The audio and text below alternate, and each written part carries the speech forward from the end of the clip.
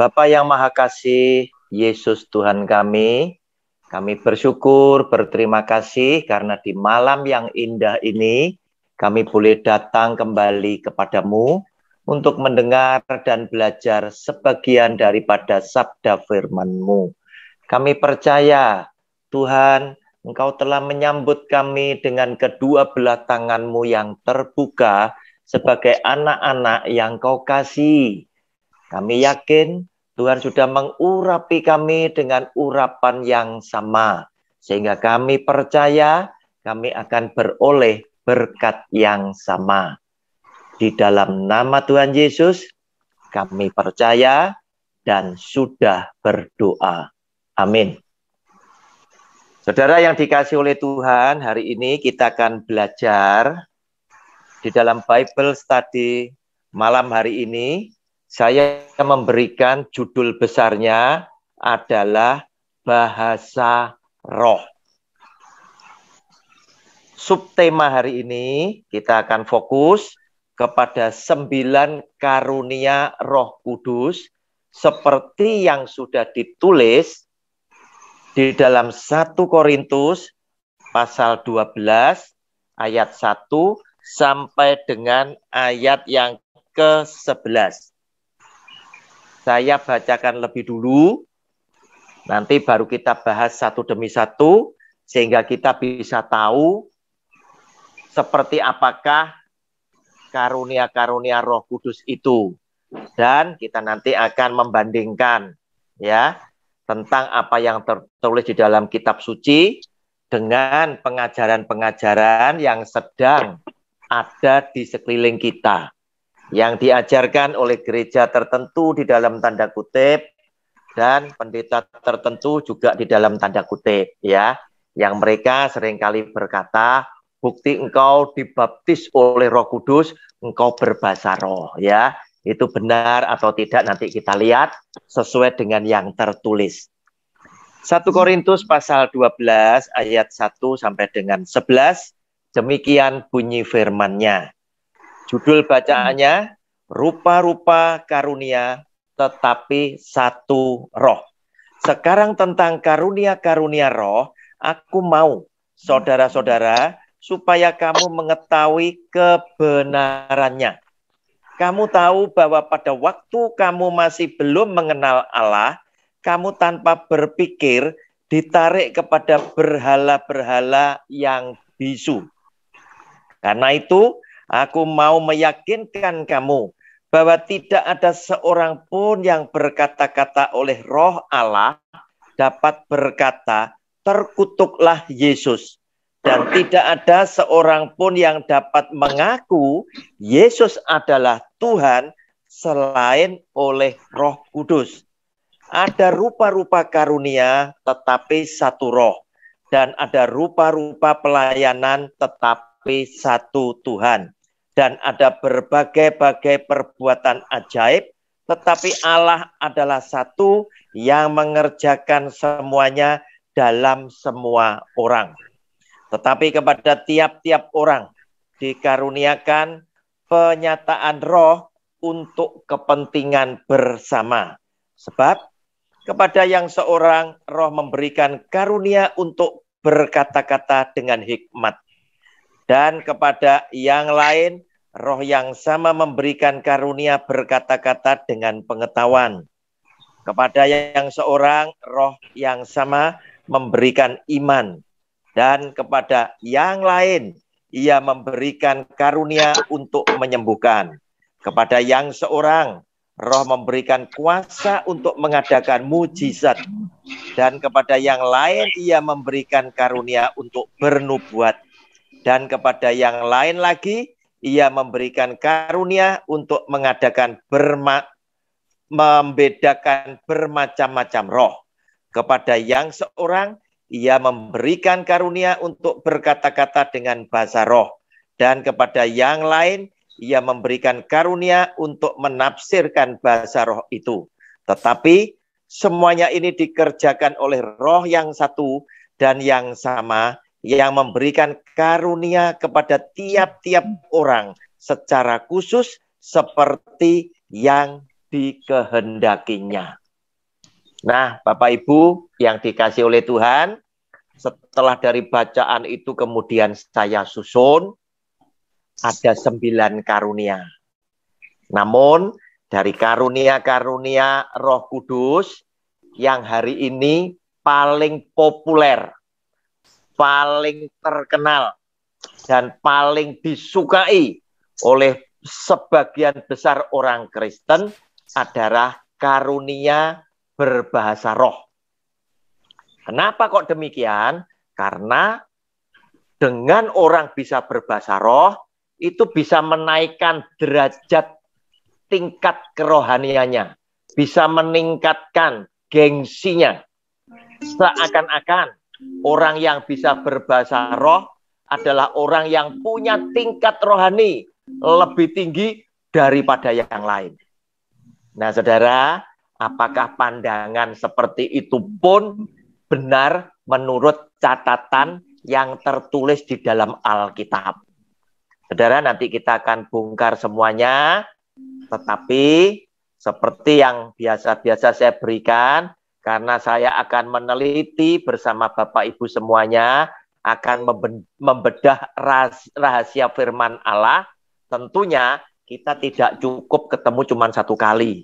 Kita bisa 3 atau 4 kali untuk menuntaskan tema besar yang berjudul bahasa roh.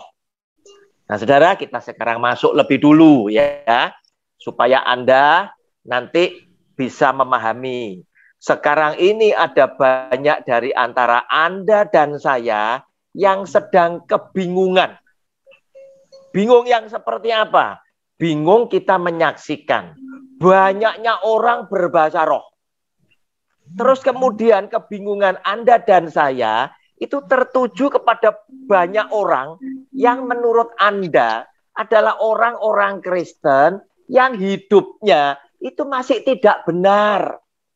Hidupnya masih menyimpang ke kiri, menyimpang ke kanan daripada firman Allah. Hidupnya masih banyak mengecewakan hati Tuhan. Hidupnya masih sering menyakiti hati sesama dan lain sebagainya. Mereka berpenampilan seperti orang yang demikian suci dengan karunia istimewa yaitu bahasa roh. Nah, saudara, nanti kita lihat kesimpulan ini ya. Yang pertama, berkata-kata dengan hikmat. Saudara, hikmat itu apa loh? Hikmat itu adalah karunia daripada Roh Kudus yang diberikan kepada seseorang sehingga Anda itu mempunyai pikiran yang jernih, yang benar, karena pikiran ini diberikan oleh Allah Roh Kudus ada di dalam hidup saudara dan saya. Otomatis orang yang berhikmat itu punya kecenderungannya menjadi orang yang bijaksana. Saudara, karunia-karunia rohani, karunia-karunia Roh Kudus tidak diberikan oleh Roh Kudus kepada sembarang orang. Saudara, berkata-kata dengan hikmat, saudara boleh tulis ya, Amsal pasal 9 ayatnya yang ke-10. Ya, tidak semuanya orang bisa punya karunia berkata-kata dengan hikmat. Karena ini adalah karunia dari Roh Kudus yang diberikan kepada Roh Kudus kepada seseorang dengan cara dia memilih, tidak kepada semua orang. Kita baca Amsal 9 ayat 10. Permulaan hikmat adalah takut akan Tuhan. Dan mengenal yang Maha Kudus adalah pengertian. Jadi jika orang ini tidak punya rasa takut kepada Tuhan, pastilah dia bukan orang yang akan diberi hikmat. Saudara, salah satu yang diberi hikmat adalah Salomo. Nah, dia adalah orang yang takut kepada Tuhan. Dia ingin jalankan firman Tuhan. Dia ingin pelihara apa yang sudah dilakukan oleh Daud bapaknya. Sehingga dia berharap dia menjadi orang yang tetap dikasih oleh Tuhan. Dan karena takutnya dia kepada Tuhan, sampai-sampai dia tidak minta kekayaan. Tetapi dia berkata, Tuhan, kok aku yang ditunjuk? Kok aku yang duduk di singgasananya papaku? Aku masih muda, belum berpengalaman. Ada rasa takut, ya, ada rasa takutnya. Sedangkan bangsa Israel yang Tuhan berikan kepadaku untuk aku pimpin adalah bangsa yang besar. Oleh karena itu Tuhan, berikanlah aku hikmat-Mu agar supaya aku bisa memimpin bangsa ini. Agar aku bisa menghakimi bangsa ini dengan adil. Saudara, dan mengenal Yang Maha Kudus adalah pengertian. Berarti orang baru bisa mempunyai karunia, yaitu berkata-kata dengan hikmat. Catatannya satu, jika orang ini hidupnya takut kepada Tuhan. Artinya apa? Artinya adalah dia ini selalu ingin mendengar firman Tuhan dan melakukan di dalam hidupnya sehari-hari. Jika orang ini bukan seperti itu, pastilah hikmat ini tidak akan turun atas dia. Nah, saudara, kemudian yang kedua, berkata-kata dengan pengetahuan. Berkata-kata dengan pengetahuan. Nah, saudara, kita tadi bicara tentang hikmat ya. Ini saya langsung kritik ya. Kalau Anda adalah orang yang berhikmat, ketika kita belajar Zoom, mic-nya sudah pasti dimatiin. Karena apa? Kecenderungannya adalah Anda bijaksana. Anda bukan saatnya yang berbicara. Tetapi kalau Anda mau main musik, mic-nya dimatiin. Tidak ada masalah. Nah, ini hikmat. Ya, ini hikmat. Ya, saya cuma ngasih contoh. Kemudian yang kedua, berkata-kata dengan pengetahuan. Saudara, Amsal pasal 1, ayat yang ke-7. Takut akan Tuhan adalah permulaan pengetahuan. Silakan digarisbawahi. Tetapi orang bodoh menghina hikmat dan didikan. Nah, saudara, kuncinya itu adalah apa? Kalau kita punya rasa takut sama Tuhan, hormat sama Tuhan, tidak ingin mengecewakan hati Tuhan, tidak ingin mendukakan hati Allah Roh Kudus, saya selalu ingin menyenangkan dan lain sebagainya, otomatis karunia-karunia Roh Kudus itu akan turun kepada saudara dan saya, terserah apa yang mau dikaruniakan oleh Roh Kudus kepada masing-masing orang. Tetapi ayat firman Tuhan tadi berkata bahwa oleh karena tidak ada satu orang itu diberi karunia secara komplit, tetapi diharapkan karunia saya melengkapi karunia Bapak Ibu sekalian, karunia Bapak Ibu sekalian melengkapi karunia saya, sehingga ini menjadi sebuah sinergi yang baik untuk tujuan yang sama. Nah, saudara, kemudian yang ketiga, yaitu iman. Saudara, dalam Ibrani pasal 11, itu judulnya adalah saksi-saksi iman. Siapa yang bisa diberi iman seperti itu? Adalah orang yang bukan hanya mengasihi Tuhannya, tetapi adalah orang yang siap mati untuk Kristus. Contoh-contoh itu tadi. Orang yang siap mati untuk Kristus. Juga orang yang siap meninggalkan keduniawiannya. Khususnya adalah Musa yang adalah pangeran di negeri Mesir, tetapi usia 40 tahun karena dia ingin berjalan di kebenaran, dia rela meninggalkan Mesir dengan segala kemegahannya. Daripada dia tinggal di Mesir, menikmati dosa, dia tinggalkan itu. Artinya, dari kaya, dari nikmati kepuasan daging, dia tinggalkan dan dia dididik oleh Tuhan dengan karakter yang baru di padang rumput gembalaan. Saudara, 40 tahun.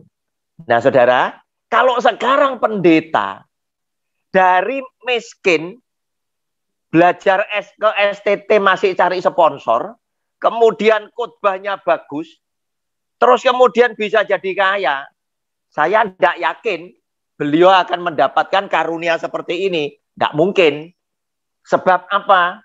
Yang jasmani aja mereka tidak berani tinggalkan, seperti halnya Musa. Sedangkan dia kebalikan dari Musa. Musa dari kaya, ikhlas jadi miskin untuk sebuah kebenaran dan keselamatan. Tetapi zaman sekarang, mereka jadi pendeta, cita-citanya dari melarat jadi kaya. Sudah tidak mungkin. Kemudian yang keempat, karunia untuk menyembuhkan. Saudara, Kisah Rasul pasal 3. Bicara Roni. Ya, Kisah Rasul pasal 3 ayat 3 sampai dengan 10. Saudara, saya akan singkatkan saja ya. Itu cerita daripada Petrus dan Yohanes yang hidupnya mengasihi Tuhannya, bahkan siap mati untuk Yesus Kristus Tuhannya. Sehingga rasul-rasul ini pun juga diberikan karunia untuk menyembuhkan. Nah, saudara, kemudian dia berkata kepada orang lumpuh itu, emas dan perak aku tidak punya. Tetapi di dalam nama Yesus orang Nazaret itu, berdiri dan berjalanlah. Nah, saudara, orang ini mendadak disembuhkan, berdiri dan berjalan. Itulah karunia untuk menyembuhkan. Saudara, berbeda lagi dengan karunia atau kuasa untuk mengadakan mukjizat. Saudara bisa tulis di dalam Kisah Rasul pasal yang ke-9. Di situ ada orang yang namanya Dorcas. Orang ini terkenal baik, suka memberikan banyak bantuan kepada orang miskin, buatkan pakaian dan lain sebagainya. Kemudian orang ini meninggal. Otomatis semua yang pernah menerima kebaikan budinya itu menangis. Nah, di situ para rasul ada di situ. Kemudian Petrus lagi yang mendoakan Dorcas. Dan Petrus minta kepada Tuhan agar supaya Dorcas itu dihidupkan kembali. Kisah Rasul pasal 9 ayat 36 sampai dengan 43. Kuncinya adalah apa? Adalah mengasihi Tuhannya sepenuh hatinya, bahkan saudara siap mati untuk Kristus. Para rasul semuanya mati sebagai martir Allah. Tidak ada yang seperti zaman sekarang, seperti para pendeta yang mulai berkata, wah karena saya melayani Tuhan, Tuhan melimpahkan berkat kepada anak cucu dan lain sebagainya, termasuk jemaat akan dilimpahi. Tidak seperti itu. Yang jasmani bagi Allah Roh Kudus, bagi Yesus Kristus Tuhan tidak penting. Sebab apa? Pada akhirnya dalam kitab Wahyu, ya, bumi dan langit nanti akan dilenyapkan. Sedangkan setiap orang kembali kepada Tuhan tidak pernah bisa membawa apa-apa yang berasal dari bawah dibawa ke atas. Nah, saudara, kemudian yang ke-6, karunia untuk bernubuat. Saudara, Ulangan pasal 18, Ulangan pasal 18, saya bacakan ayat 20 dan 20 sampai dengan 22.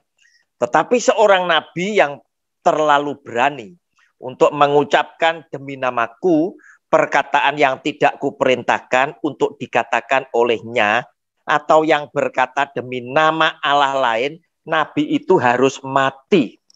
Ini ketetapan, saudara. Jika sekiranya kamu berkata, kita berkata, dalam hati kita, dalam hatimu, bagaimanakah kami mengetahui perkataan yang tidak difirmankan Tuhan? Apabila seorang nabi berkata demi nama Tuhan dan perkataannya itu tidak terjadi dan tidak sampai, maka itulah perkataan yang tidak difirmankan Tuhan. Dengan terlalu berani, nabi itu telah mengatakannya, maka janganlah gentar kepadanya. Nah, saudara, nubuat itu adalah perkataan Tuhan yang Tuhan ingin sampaikan kepada jemaat atau kepada dunia atau kepada bangsa tertentu lewat nabi, lewat seseorang. Dan apa yang Tuhan ingin titipkan dan kemudian disampaikan itu dijamin 100% terjadi. Contoh, Yunus berkata di Niniwe, 40 hari lagi, jika kalian tidak bertobat, maka Niniwe akan ditunggang balikkan. Nah, itu karena perintah Tuhan, Yunus berkata kepada Niniwe. Nah, sekarang kalau itu tidak terjadi, berarti bukan dari Tuhan. Ayat 21 tadi kita yang bertanya, Tuhan, bagaimana kami bisa tahu kalau itu bukan dari Engkau? Nah, kalau itu tidak terjadi, berarti itu nabi palsu. Oleh karena itu, hati-hati Bapak Ibu sekalian, teman-teman pendeta, sahabat kekasih saya, kalau Anda tidak mendapatkan perintah dari Tuhan, pernyataan dari Tuhan Yesus, ya, lewat Allah Roh Kudus dan lain sebagainya, jangan sekali-kali Anda berkata-kata ngarang cerita. Ya, karena ini berdosa. Dan Anda bisa dibenci oleh Tuhan.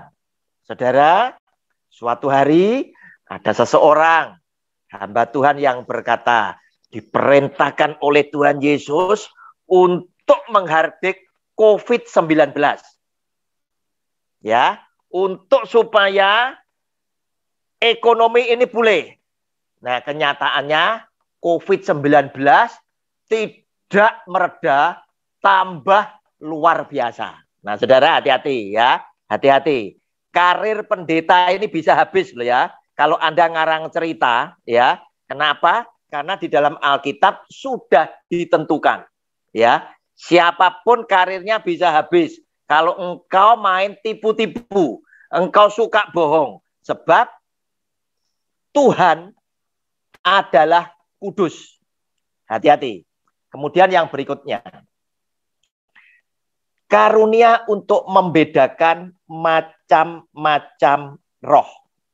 Saudara, Anda boleh tulis di dalam 1 Yohanes pasal yang keempat, 1 Yohanes pasal yang keempat, ayatnya yang ke-13, ayatnya yang ke-1 sampai dengan yang ke-6 ya. 1 Yohanes pasal yang keempat, ayat pertama sampai dengan ayat yang ke-6. Di situ roh Allah dan roh antikristus, judulnya bacaan.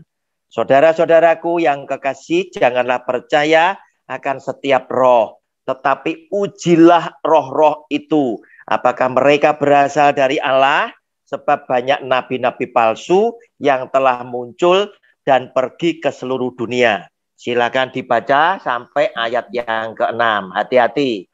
Orang yang dikaruniai oleh karunia-karunia seperti ini tadi juga bisa membedakan roh-roh yang merasuk kepada seseorang yang akan diusir oleh dia. Oh, orang ini kena ada roh jinah di dalamnya, roh pecah belah di dalamnya dan lain sebagainya. Nah, saudara, itulah salah satunya karunia untuk membedakan macam-macam roh. Oleh karena itu sebagai orang Kristen di dalam bacaan firman Tuhan ini diingatkan, Anda jangan terlalu kagum dengan pembicara yang pada saat itu membuat mukjizat di atas mimbar Allah. Tidak usah terlalu kagum. Sebab firman Tuhan berkata, iblis pun bisa menyamar sebagai malaikat terang. Oleh karena itu, kita harus menguji lebih dulu. Roh itu roh Allah atau dari roh yang lain. Nah, saudara, kemudian yang ke-8, karunia untuk berkata-kata dengan bahasa roh. Saudara, kita akan lihat dari 1 Korintus pasal yang ke-14 ayat 1 sampai dengan 12. Silakan Anda catat, tidak akan saya bacakan semua. Saya bacakan yang mulai yang pertama dulu. Kejarlah kasih itu dan usahakanlah dirimu memperoleh karunia-karunia roh. Kita disuruh mengejar untuk memperoleh karunia roh. Syaratnya apa? Syaratnya itu takut kepada Tuhan hidupnya. Tapi kalau hidupnya masih ugal-ugalan, hidupnya masih penuh di dalam dosa, hidupnya masih miring ke kiri, miring ke kanan, sering menyakiti sesama, sering mendukakan hati Tuhan, dan dia berbahasa roh, saya jamin itu palsu. Saya jamin palsu. Kenapa? Karena tidak mengikuti apa yang disyaratkan di dalam firman Tuhan. Terutama karunia untuk bernubuat. Nah, saudara, berarti karunia berbahasa roh, tingkatnya itu masih kalah dengan bernubuat. Tetapi, saya tadi katakan, karunia berbahasa roh menjadi salah satu karunia Roh Kudus yang paling populer, yang paling disukai, yang paling digemari oleh orang-orang Kristen pada zaman sekarang. Karena apa? Bisa action. Dengan berbahasa roh, kesannya saya lebih rohani daripada yang tidak berbahasa roh. Padahal kita tadi membaca bahwa ternyata Tuhan tidak mengkaruniakan 9 karunia ini kepada satu orang secara utuh. Mungkin saya dikasih 1. Mungkin Bapak Ibu dikasih 2, dikasih 3, dikasih 5. Tujuannya Tuhan apa? Supaya di antara kita ada saling keterikatan kebutuhan. Saya bisa melengkapi Anda bisa melengkapi saya, sehingga Anda dan saya tidaklah menjadi orang yang sombong. Nah, saudara, kemudian ayat kedua, siapa yang berkata-kata dengan bahasa roh, tidak berkata-kata kepada manusia, tetapi kepada Allah. Sebab tidak ada seorang pun yang mengerti bahasanya. Oleh roh, ia mengucapkan hal-hal yang rahasia. Tetapi siapa yang bernubuat, ia berkata-kata kepada manusia. Ia membangun, menasehati, dan menghibur. Siapa yang berkata-kata dengan bahasa roh, ia membangun dirinya sendiri. Tetapi siapa yang bernubuat, ia membangun jemaat. Aku suka supaya kamu semua berkata-kata dengan bahasa roh. Tetapi lebih daripada itu, supaya kamu bernubuat. Sebab orang yang bernubuat lebih berharga daripada orang yang berkata-kata dengan bahasa roh. Kecuali kalau orang itu juga menafsirkannya sehingga jemaat dapat dibangun. Saudara, berarti tingkatannya antara bahasa roh dengan bernubuat, tinggi bernubuat. Bernubuat ini berkata-kata dengan bahasa manusia. Tetapi yang saya sampaikan berasal dari Tuhan. Sehingga apa yang nanti saya sampaikan kepada jemaat karena berasal dari Tuhan, dijamin 100% terjadi. Saudara, Anda sekarang bisa lihat di YouTube. Banyak pendeta tertentu dalam tanda kutip. Nama-nama yang sudah terkenal dalam tanda kutip. Dengan beraninya. Sudah menyampaikan pesan Tuhan. Tahun 2022 seperti apa. 5 tahun ke depan seperti apa. 25 tahun ke depan seperti apa. Nah, saudara, silakan dicatat. Jika ini tidak terjadi, maka pendeta itu adalah palsu. Sederhana. Seringkali yang bodoh itu jemaat. Begitu pendeta berani berkata, ini pesan dari Tuhan. Anda kagum, tetapi Anda tidak mencatat. Dan setelah sekian lama, pendeta itu datang lagi dan tidak terjadi. Anda tidak menanyakan, hei pendeta, kok tidak terjadi?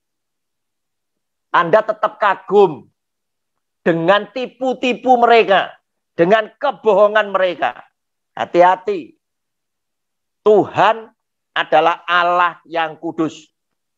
Suatu hari kelak, para penipu pembohong itu pasti mendapat ganjarannya. Sebab iblis adalah bapak pendusta. Sebab iblis berdusta pada awalnya sudah berdusta. Sehingga setiap orang yang berbohong, yang main tipu-tipu, bukan anak Allah, adalah anak iblis.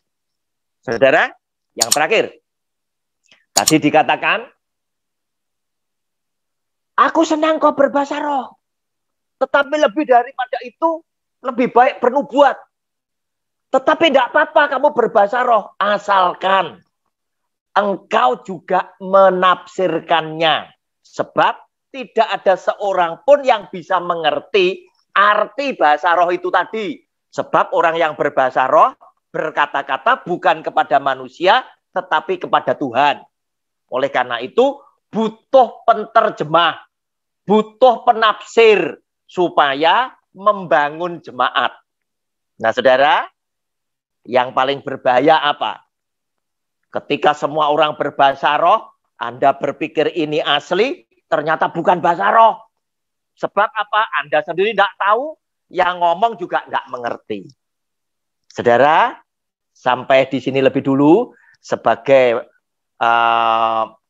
pendahuluan kita mengenal 9 karunia daripada Roh Kudus.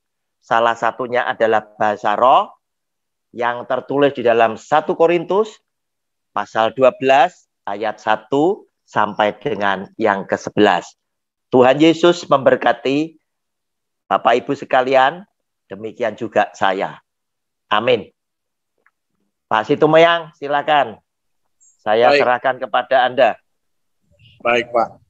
Shalom, terima kasih pada hambanya Bapak Evangelis Roni Suwono yang telah membacakan firman Tuhan untuk kita semua dan menjabarkannya. Ya, Bapak Ibu yang terkasih, sekarang kita ada sesi bertanya Bapak Ibu. Kenapa?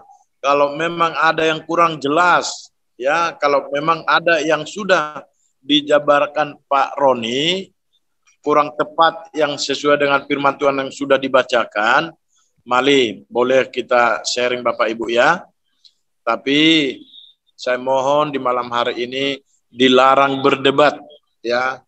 Kalau berdebat kita langsung stop ya Bapak Ibu ya. Karena ini adalah ibadah kerohanian.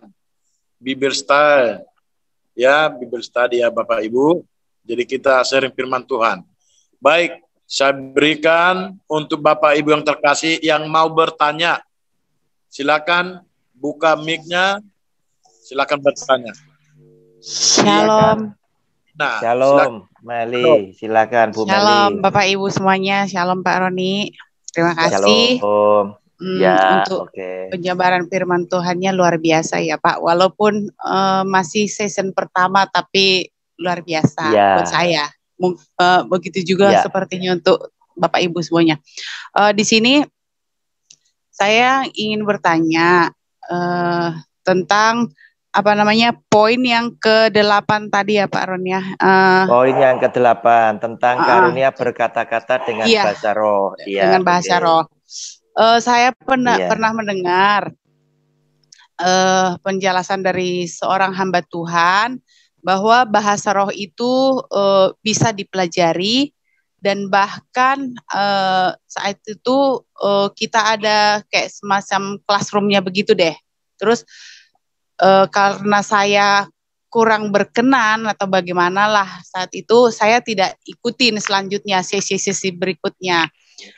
Jadi kedua, bahasa roh itu apabila kita bisa sudah menerima pentahbisan karunia kuasa berbahasa roh, diurapi dengan urapan untuk berbahasa roh. Jadi ketika kita berdoa katanya ya Pak ya, iblis tidak mengerti apa yang kita katakan dalam doa kita itu ketika kita berbahasa roh. Jadi yang tahu itu hanya Tuhan saja. Sedangkan kita berbahasa roh aja. Terus bagi saya itu nggak masuk akal gitu loh Pak. Bagi saya ya nggak masuk akal karena apa? Saya sendiri aja saya nggak mengerti apa yang saya ucapkan dengan bahasa roh itu kepada Tuhan. Bagaimana bagaimana saya menyampaikan isi hati saya, keluh kesah saya kepada Tuhan, permohonan saya dengan bahasa roh. Ketiga, bahasa roh itu adalah bahasa yang dari Tuhan yang diberikan kepada kita apabila satu kita harus puasa untuk menerima urapan karunia bahasa roh.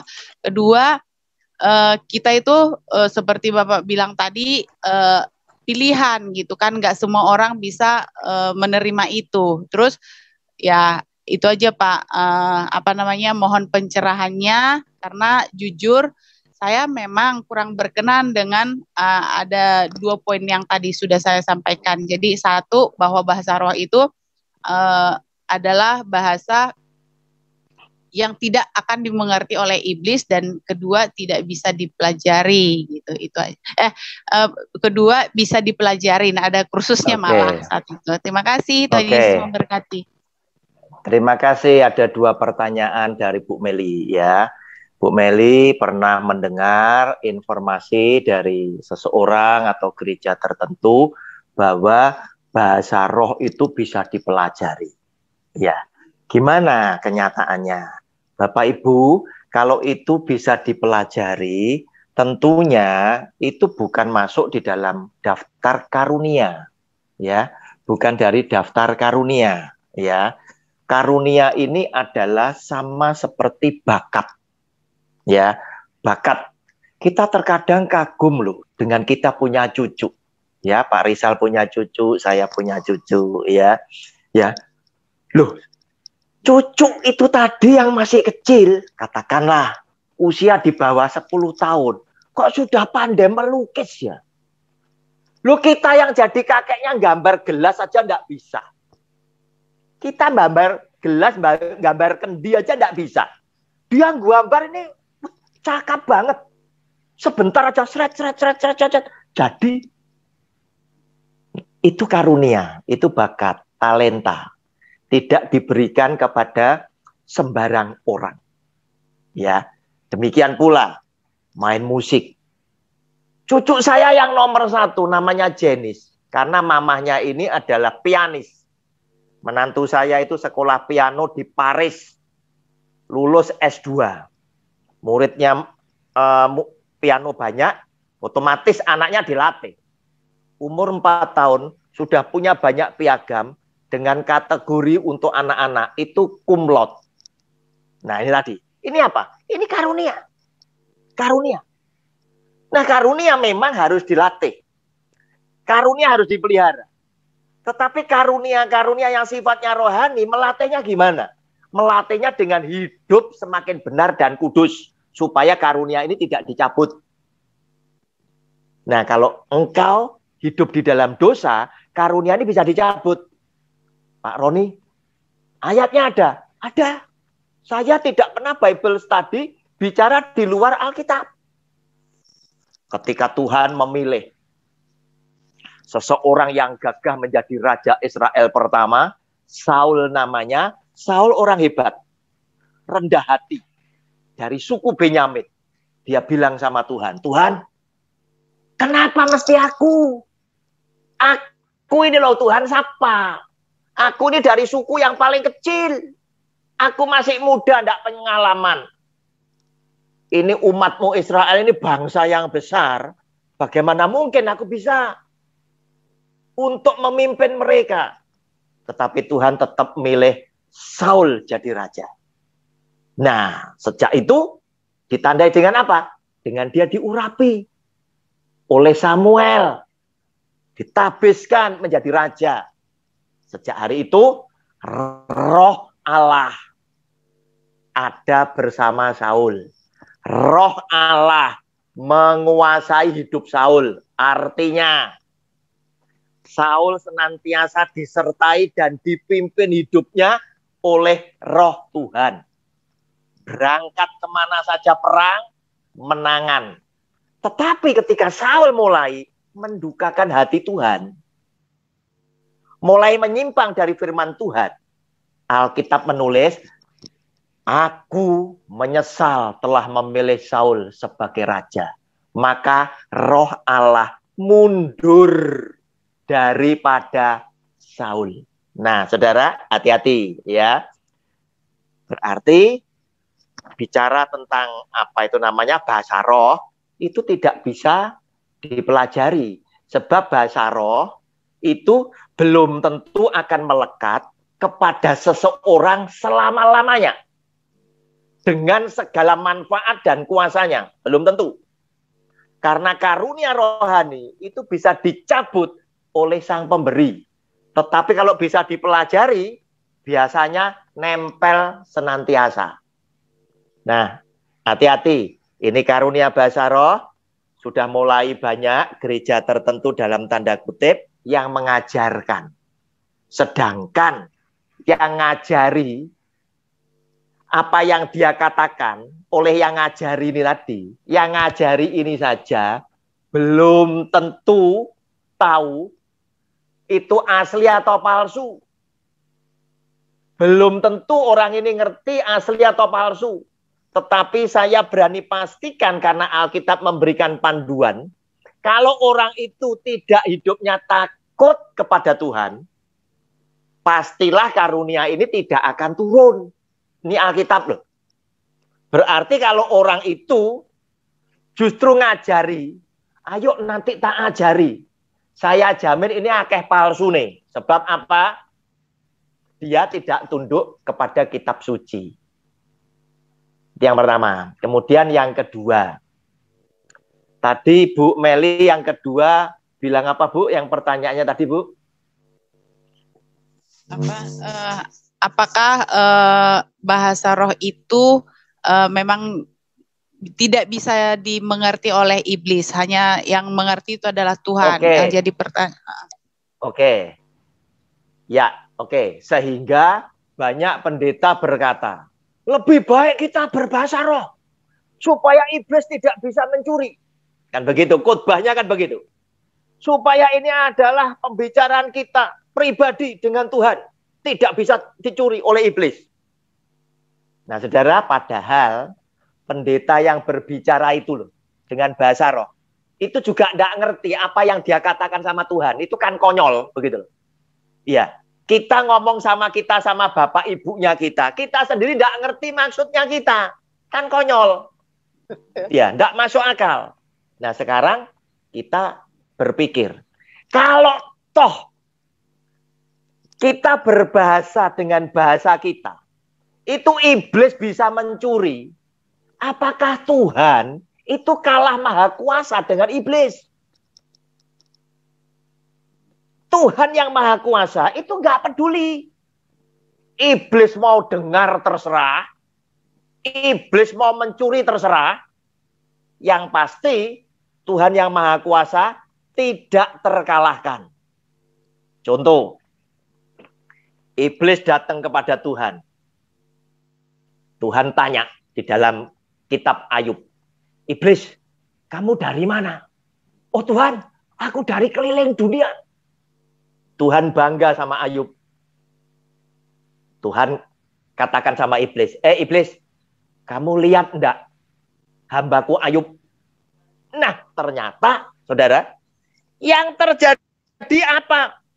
Nah, ini harus saya bagikan kepada Bapak Ibu sekalian. Ya.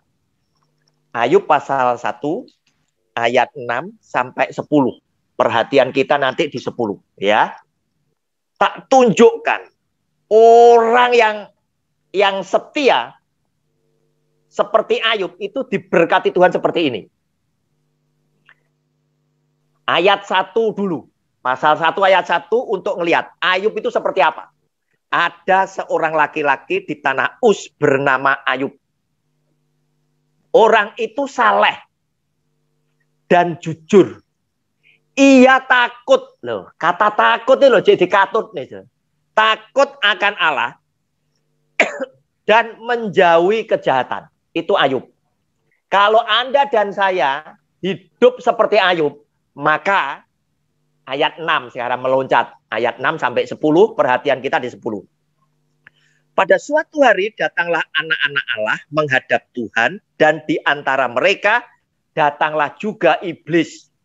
Maka bertanyalah Tuhan kepada iblis, dari mana engkau? Lalu jawab iblis kepada Tuhan, dari perjalanan mengelilingi dan menjelajah bumi. Lalu bertanyalah Tuhan kepada iblis, apakah engkau memperhatikan hambaku Ayub?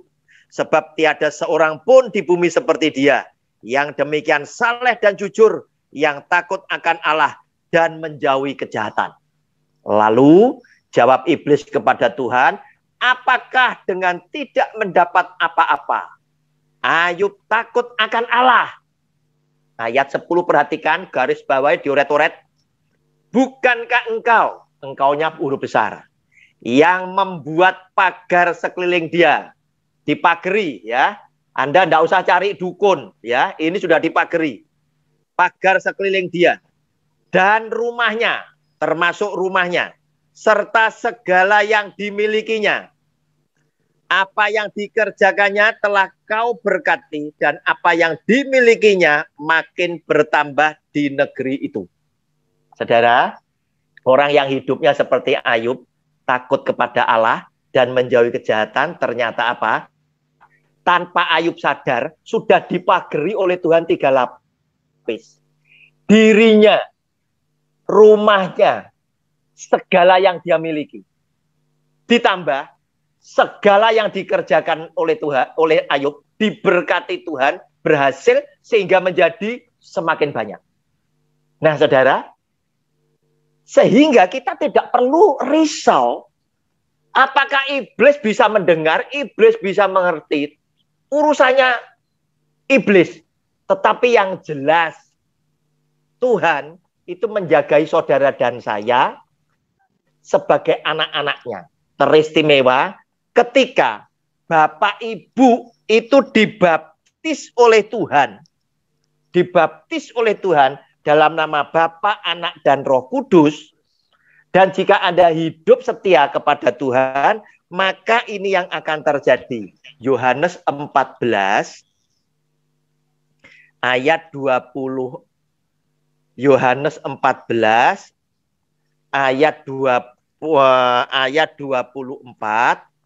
sampai dengan 26. Barang siapa tidak mengasihi aku, ia tidak menuruti firman-Ku. Dan firman yang kamu dengar itu bukanlah daripadaku, melainkan dari Bapa yang mengutus aku. Semuanya itu kukatakan kepadamu selagi aku berada bersama-sama dengan kamu.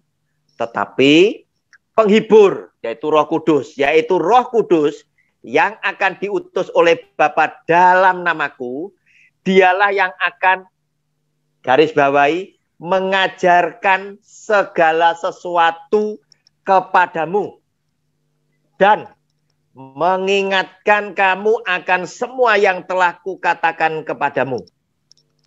Saudara, inilah yang akan dilakukan oleh Roh Kudus yang bersedia tinggal di dalam hidup saudara ketika engkau dibaptis dalam nama Bapa, Anak, dan Roh Kudus. Demikian Bu Meli, jadi tidak perlu takut ya. Itu adalah sesuatu pandangan yang menurut saya tidak benar. Seakan-akan Tuhan itu bisa kecolongan dengan iblis. Ya, itu lihat pengakuan iblis. Tuhan, pasti aku tidak bisa jamah Ayub. Sebab engkau yang magari Ayub 3 lapis. Coba Tuhan, buka itu. Ayub aku aniaya. Aku nanti akan lihat bagaimana Ayub meninggalkan engkau. Itu kata iblis. Nah ya, paham ya Bu Meli ya? Iya Pak, terima kasih. Terima kasih. Barangkali ada yang lain, silakan. Pak Ibu, ya, yang lain boleh. Ibu Elizabeth Asugian, boleh bertanya, Ibu? Silakan Ibu Elizabeth Asugian. Boleh. Silakan Ibu. Buka mic-nya, iya. Saya mau tanya. Silakan Ibu. Seperti pertanyaan tadi Ibu Meli.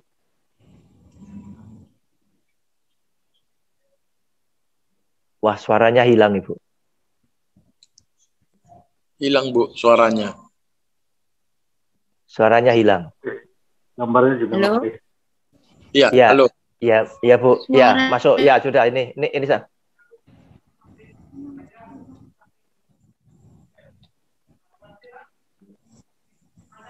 Suaranya hilang.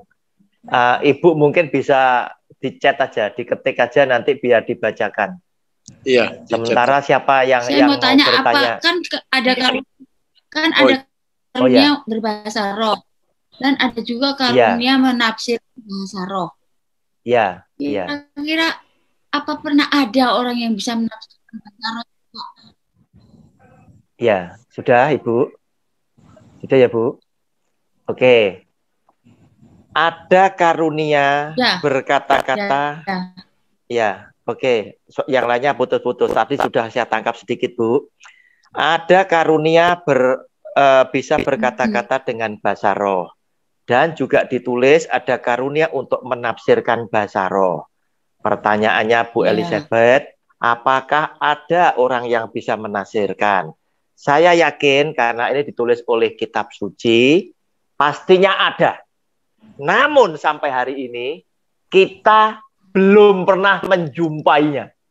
Ya, belum pernah menjumpainya. Ya, yang banyak orang berbahasa roh katanya, ya, katanya. Ya, berbahasa roh. Nah, saya masih timbul tanda tanya. Benarkah yang dikatakan oleh mereka itu adalah asli atau palsu?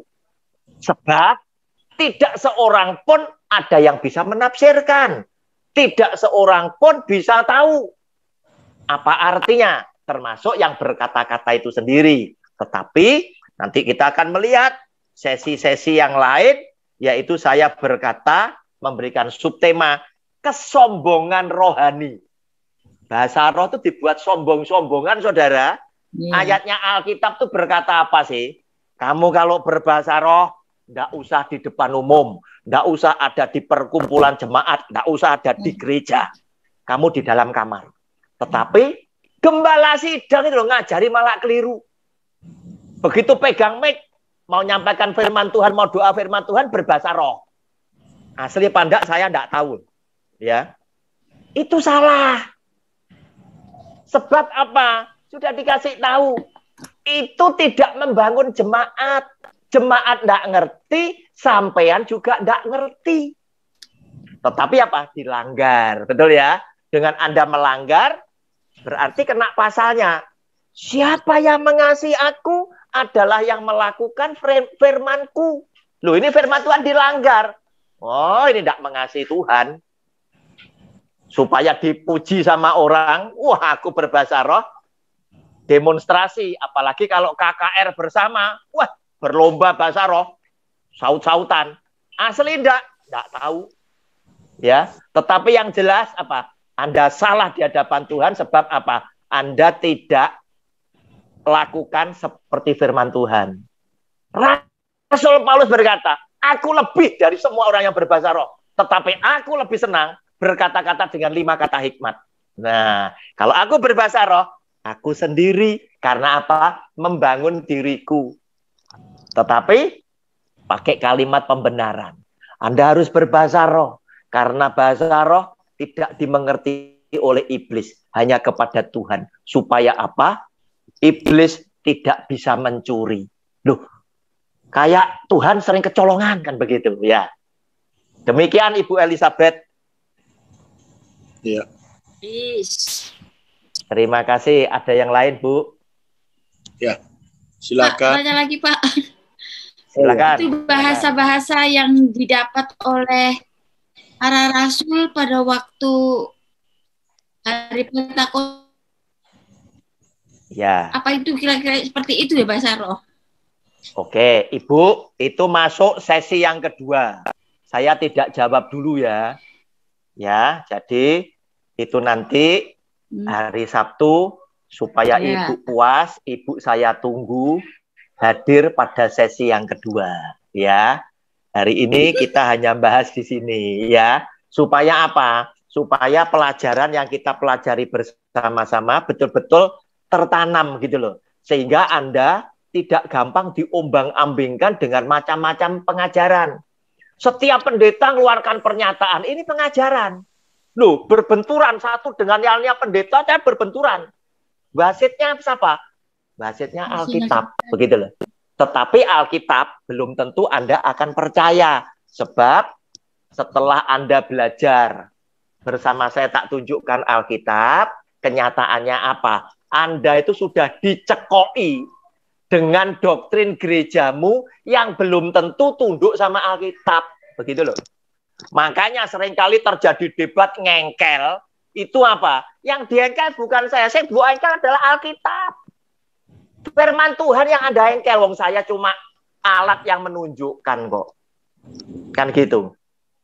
Marah-marah gitu. Oh, saya cuma menunjukkan ini tulisannya Alkitab seperti ini. Kalau mau ngengkel, monggo ngengkel sama yang punya firman, kan begitu.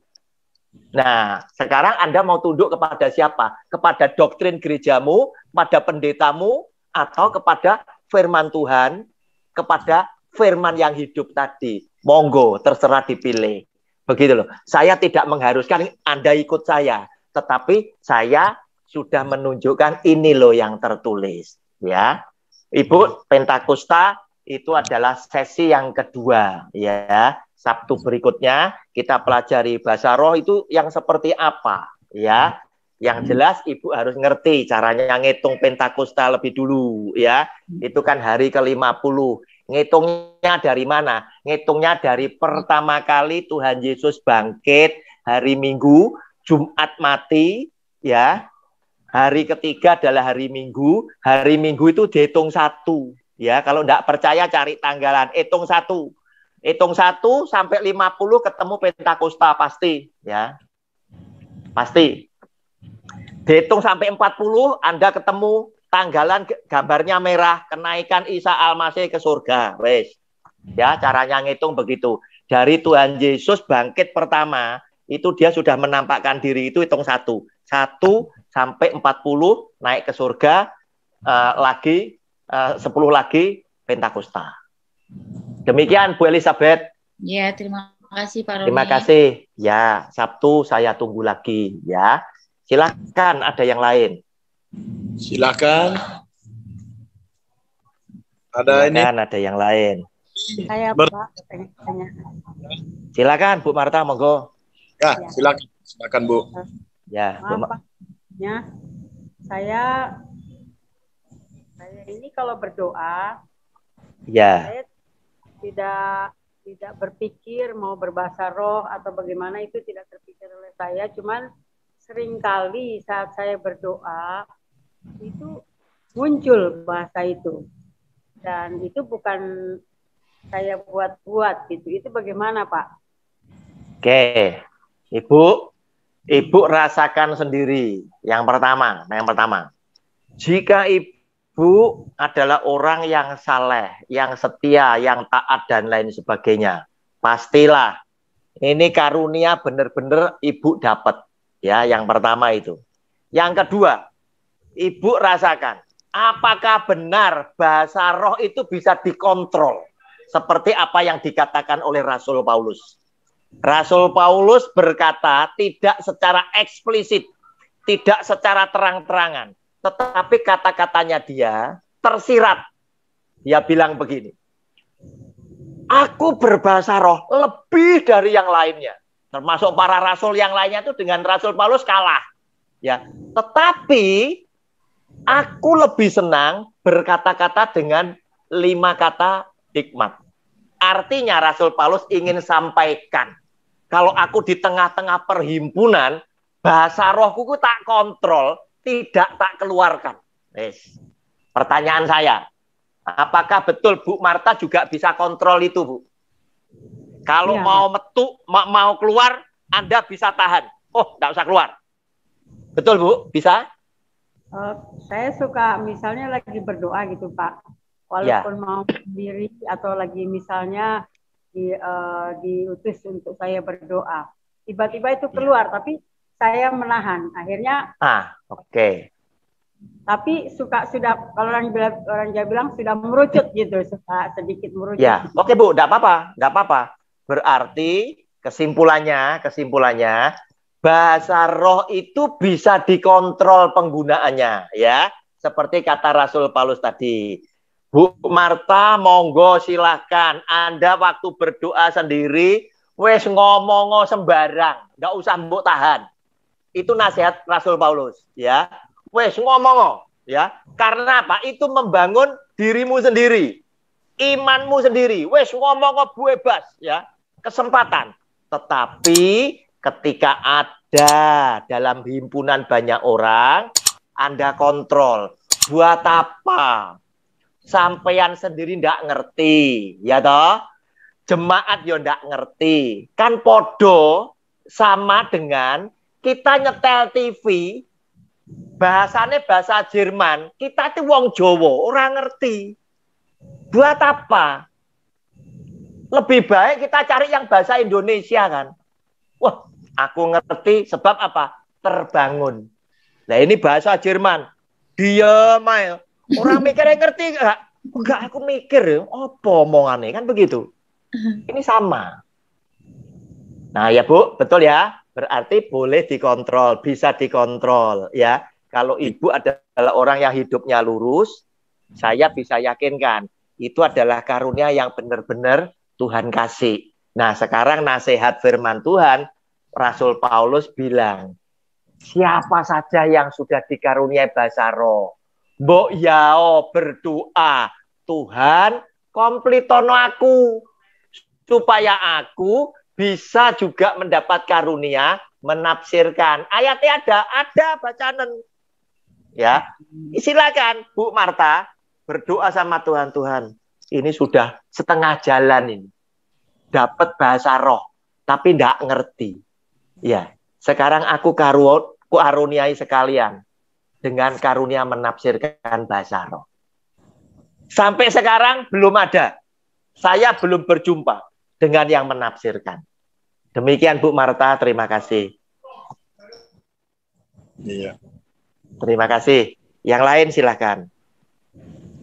Ada sini Pak Hutan Sagala. Silakan Pak. Oh, silakan Pak Hutan Sagala. Terima kasih silakan, Pak Pendeta Situmeyang memberi kesempatan untuk bertanya. Terima kasih Pak Pendeta, Pak Roni yang telah memaparkan sama-sama. Ya, materi Pak. Pada malam ini. Ya. Saya sudah menangkap tentang karunia bahasa roh. Tadi Bapak mengatakan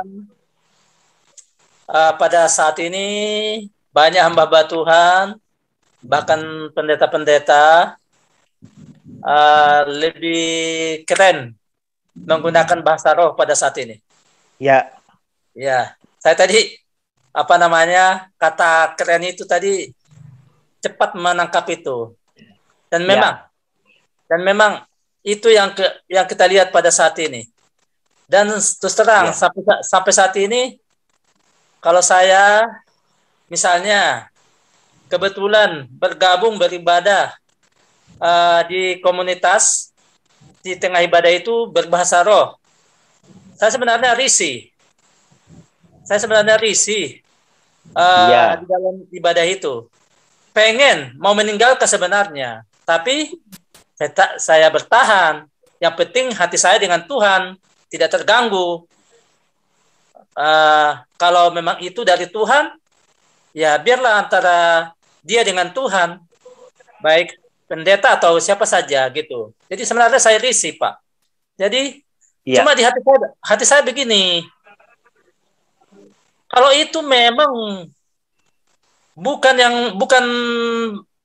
benar-benar dari Tuhan pada saat itu, sehingga dia berbahasa roh, sehingga supaya jemaat melihat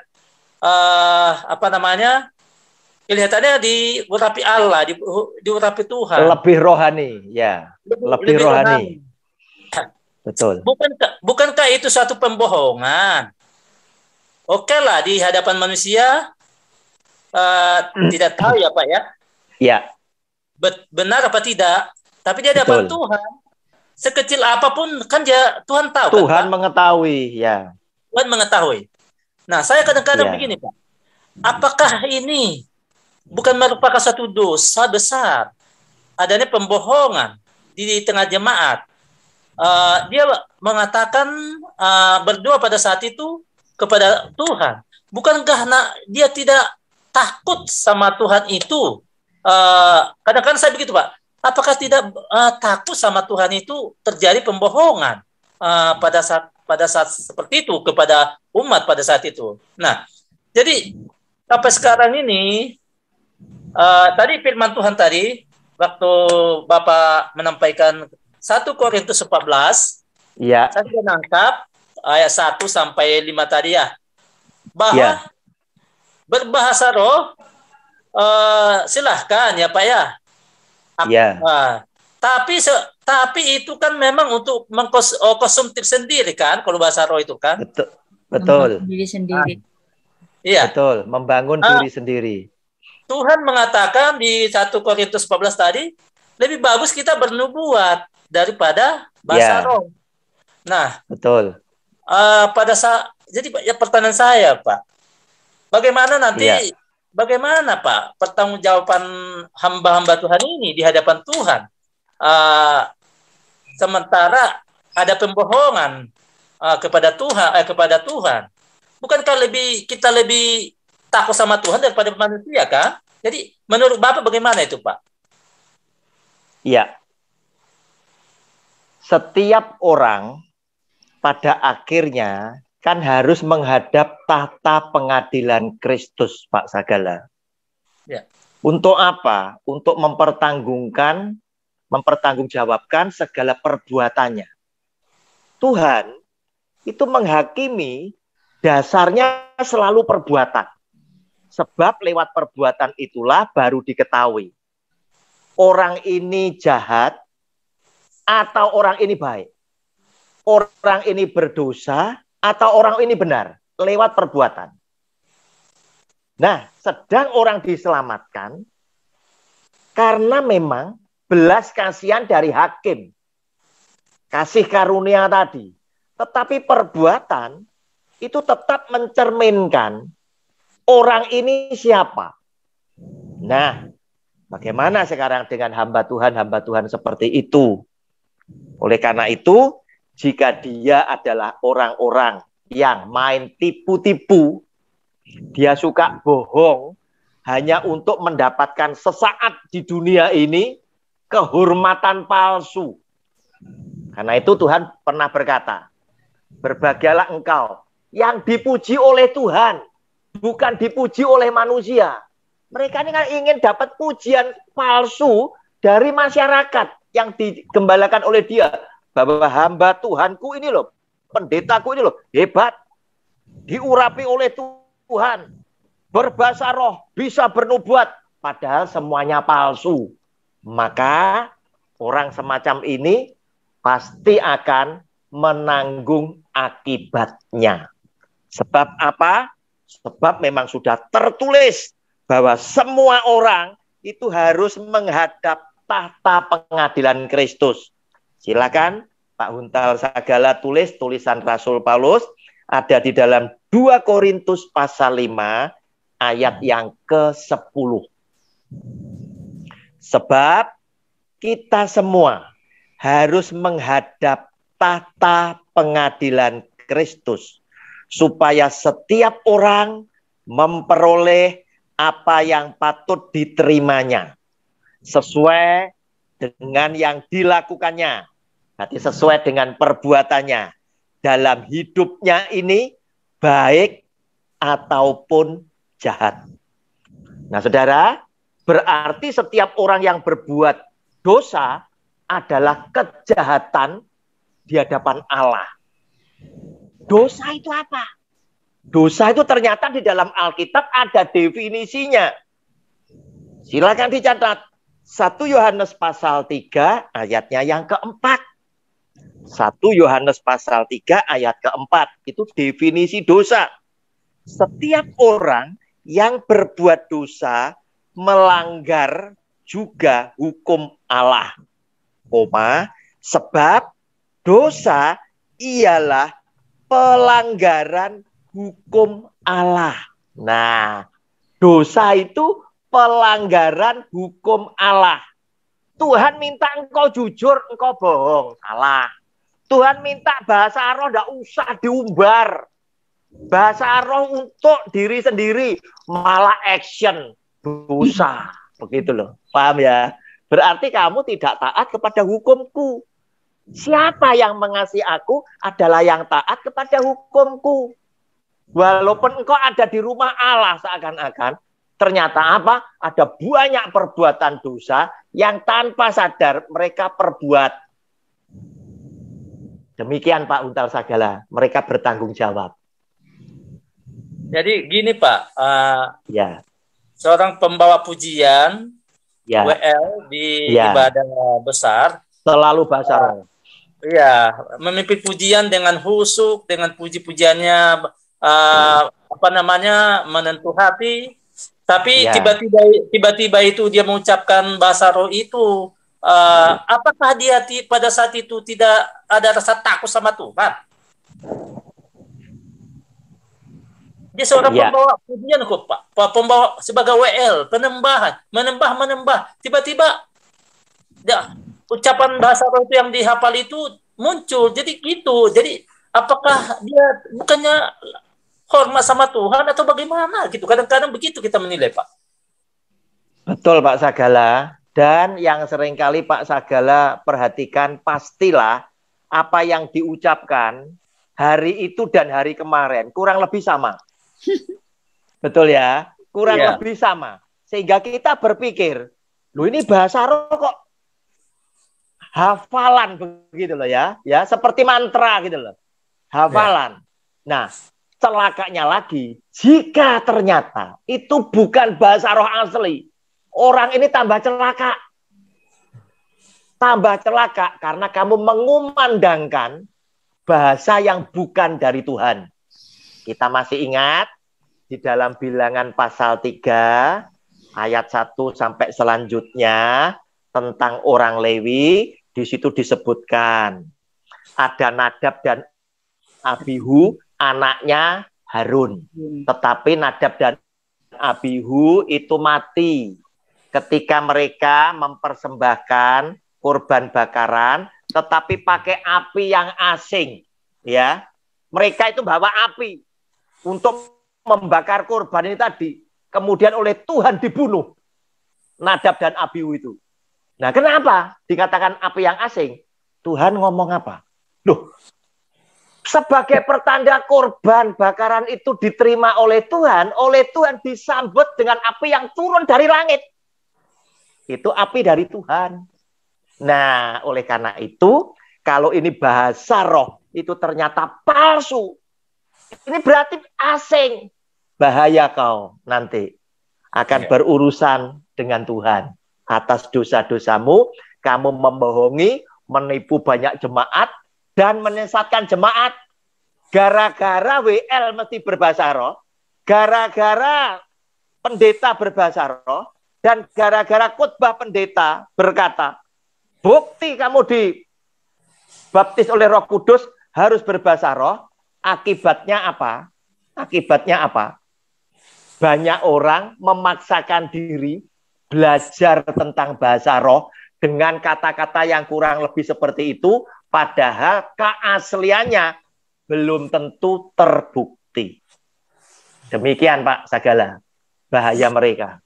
Baik Pak, terima kasih Pak Roni, Tuhan berkati. Terima kasih Pak Untal Sagala, terima kasih. Silakan, ada yang lain. Ya, saya pengen tanya. Halo. Silakan. Pak Roni, kan gini, saya menemukan satu gereja bahkan tidak hanya pendetanya yang berbahasa roh, bahkan semua jemaatnya atau mungkin pengerjaannya atau apa itu, semua mereka bahasa roh dan gembalanya sendiri itu khotbah pakai bahasa roh. diterjemahkan sama jemaatnya, dan jemaat itu masih sangat mudah sekali. Saya juga memang waktu pertama juga kaget juga. Saya menemukan itu satu gereja, bahkan satu gereja. Satu gereja, Ibu, kita tidak usah panik, tidak usah bingung. Kita akan kembali kepada panduan yang ada di dalam kitab suci. Tadi kan sudah saya uraikan satu demi satu, ya. Karunia-karunia ini baru bisa diterima oleh seseorang dengan catatan kalau engkau hidupnya takut kepada Allah. Kalau ternyata Bu Susi tadi bisa tertawa, ya toh, berarti Bu Susi mungkin menyaksikan atau mungkin kurang lebih ada yang paham dengan pribadi-pribadi di gereja tersebut tentang perilaku kehidupan mereka sehari-hari yang misi nyimpang ke kiri, nyimpang ke kanan. Loh, kok bisa orang ini mendapatkan karunia yang hebat katanya? Otomatis timbul tanda tanya di dalam benak pikiran kita. Nah, oleh karena itu, saya mempelajari kitab suci dengan sungguh-sungguh dan saya menemukan ternyata karunia-karunia daripada Roh Kudus itu tidak diberikan oleh Tuhan kepada sembarang orang. Yang pertama diberikan kepada orang yang hidupnya lurus, takut kepada Tuhan. Yang kedua diberikan kepada orang yang punya kerendahan hati. Sebab apa harus punya kerendahan hati? Karena Tuhan, Anda coba pelajari nanti ya, ayat 1 sampai dengan ayat 11 tadi, Korintus 1 Korintus pasal 12 tadi, bahwa ternyata karunia saya dengan karunia Bu Susi, dengan karunia Pak Rizal, dengan karunia Bu Meli, Bu Marta, Pak Michael, itu mau disinergikan untuk tujuan yang sama. Supaya kita itu bergandengan tangan dengan karunia yang berbeda-beda, itu memuliakan roh yang sama. Bukan untuk sombong-sombongan, bukan untuk itu. Berarti kalau orang itu punya kesombongan, saya juga ragukan loh.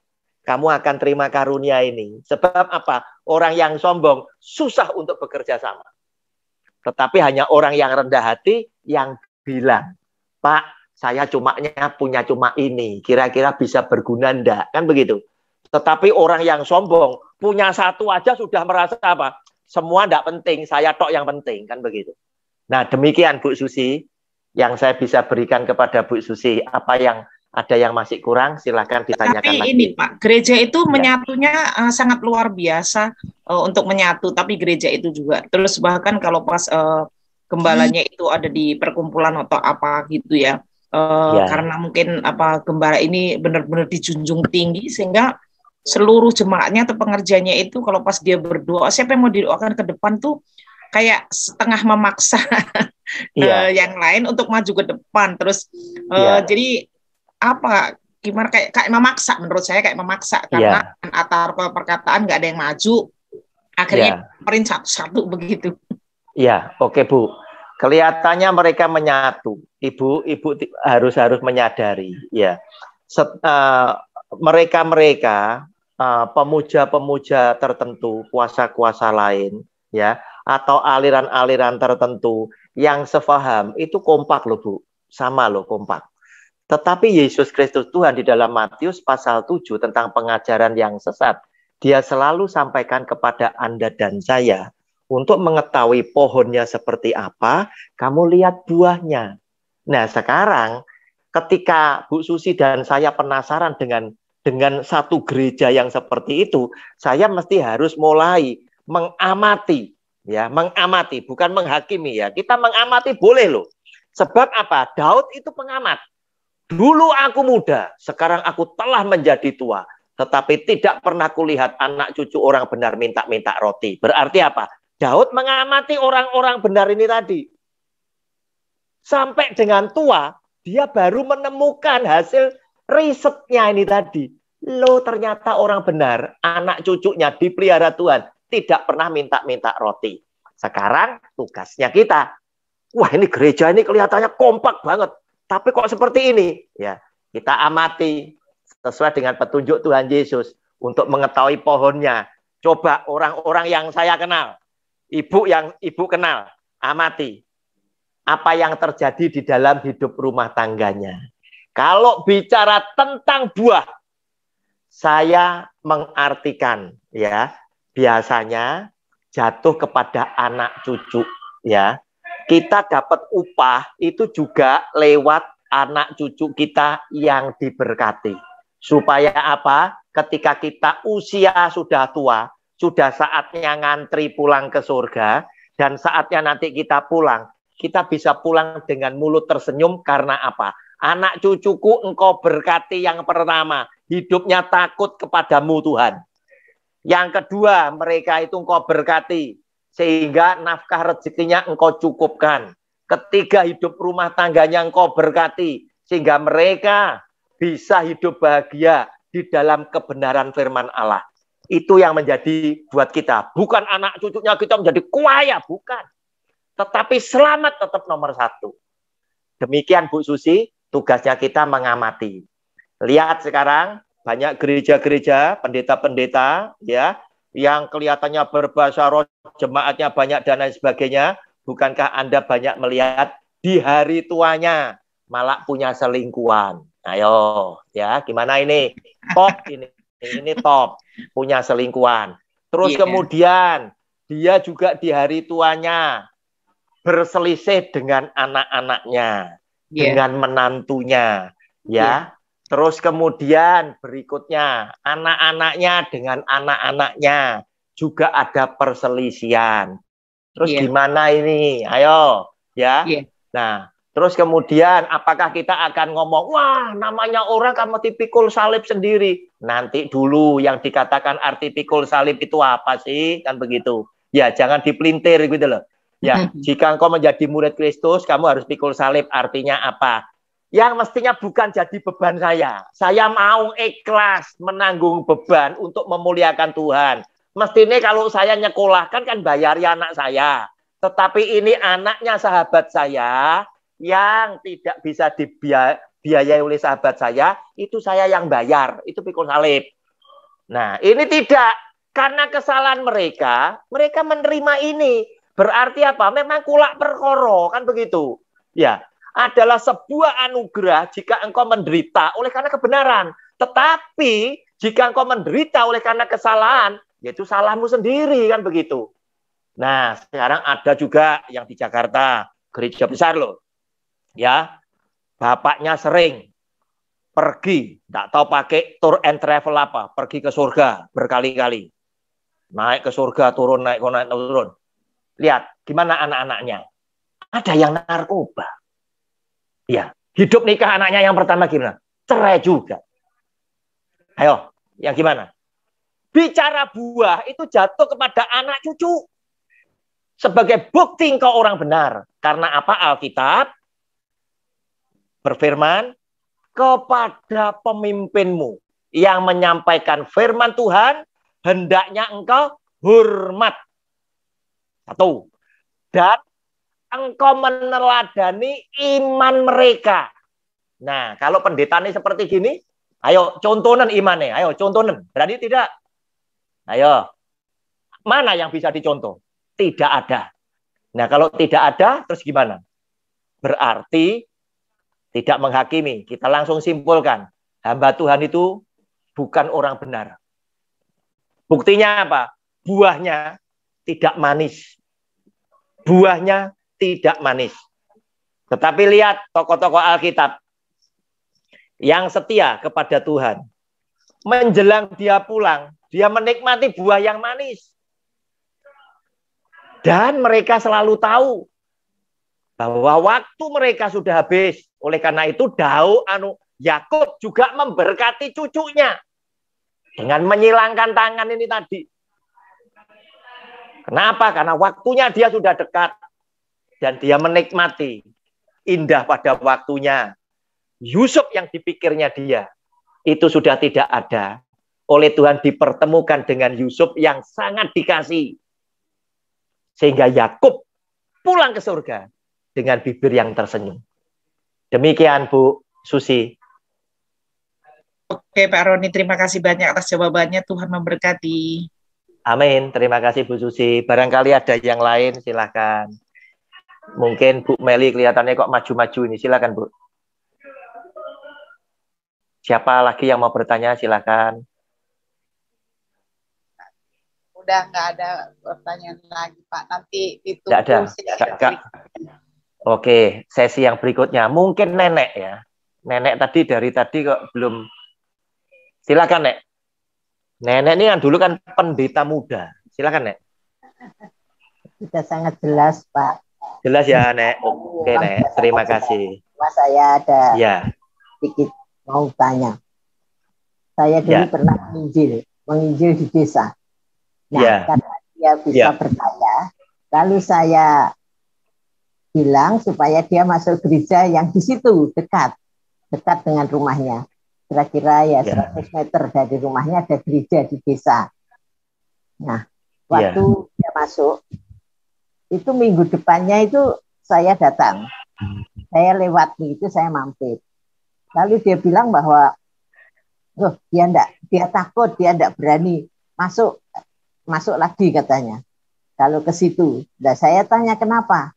Karena waktu dia ikut di situ ramai ada yang menangis, ada yang ngomong sembarangan. Lalu dia jadi bingung katanya. Saya jadi bingung.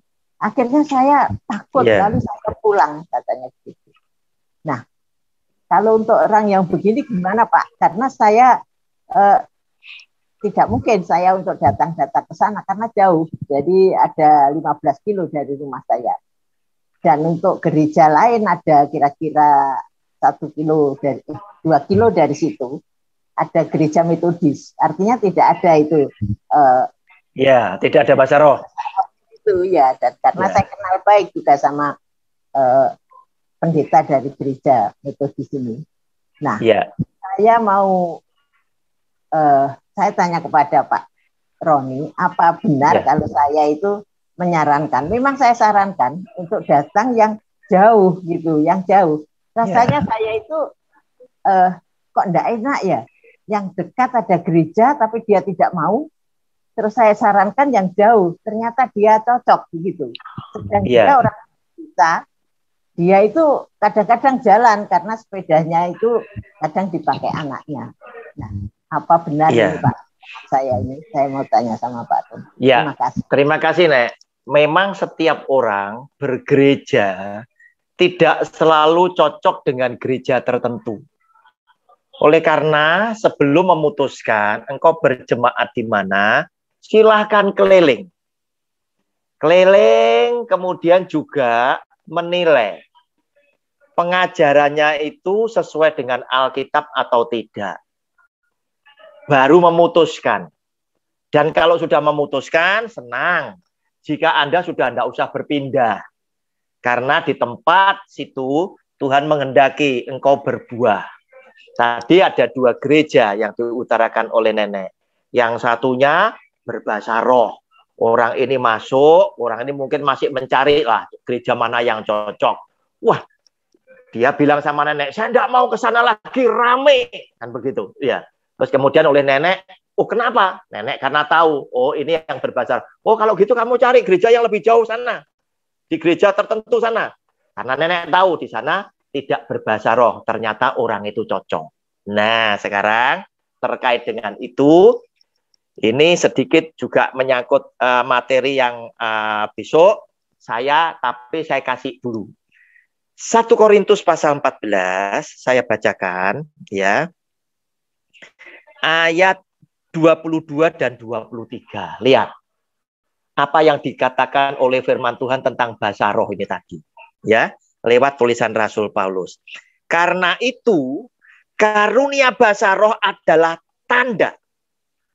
Bukan untuk orang yang beriman. Tetapi untuk orang yang tidak beriman. Sedangkan karunia untuk bernubuat adalah tanda. Bukan untuk orang yang tidak beriman, tetapi untuk orang yang beriman. Jadi, kalau seluruh jemaat di gereja maksudnya berkumpul bersama-sama dan tiap-tiap orang berkata-kata dengan bahasa roh, lalu masuklah orang tadi ya, orang luar atau orang-orang yang tidak beriman, tidakkah akan mereka katakan bahwa kamu gila? Garis bawahi. Garis bawahi. Tadi orang tadi kan masuk, kemudian ngelihat sak gereja berbahasa roh, orang ini bingung. Bingung. Ya bingung. Karena apa? Dia belum beriman. Dia belum beriman. Tanda untuk orang yang bukan beriman. Karena itu karunia bahasa roh adalah tanda. Bukan untuk orang yang beriman, tetapi untuk orang yang tidak beriman. Yang tidak beriman itu bingung.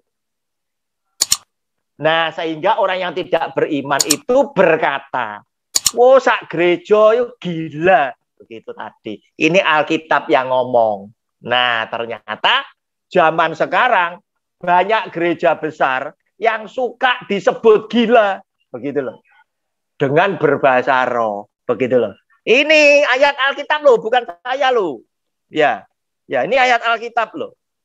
Nah, orang, kenapa? Ayat 22 itu sulit, saudara, difahami ya. Karena itu karunia bahasa roh adalah tanda bukan untuk orang yang beriman, tetapi untuk orang yang tidak beriman. Sebab apa? Justru ketika Anda berbahasa roh di depan umum, itu menunjukkan sampeyan itu bukan orang beriman. Orang beriman tunduk kepada Alkitab. Ya, tetapi nubuat itu adalah tanda orang beriman. Sebab sampean tahu dengan Anda bernubuat itu membangun jemaat, itu yang sampean lakukan. Itu orang beriman. Paham? Nah, ini tadi. Ya. Begitu satu gereja berbahasa roh, orang luar masuk dari seberang, orang luar bilang, "Wow, sak gereja iku gendeng," gitu loh. Gila. Salahnya siapa? Salahnya sampean sendiri, wong Alkitab yang nulis. Kan begitu. Ya, demikian. Nek, ada yang lain? Tidak, terima kasih. Terima kasih, Nenek. Silakan, ada yang lain? Jam 9 kurang 5 menit. Mungkin satu lagi, silakan. Pak Mikael, ada Pak? Silakan, Pak Mikael. Nah. Iya, terima kasih. Tapi saya bukan silakan, untuk Pak Mikael. bertanya, Pak. Bukan untuk bertanya. Ya. Suaranya ya, kedengaran nggak, Pak? Suaranya kedengaran nggak, Pak? Oh, kedengaran. Okay. Kedengaran.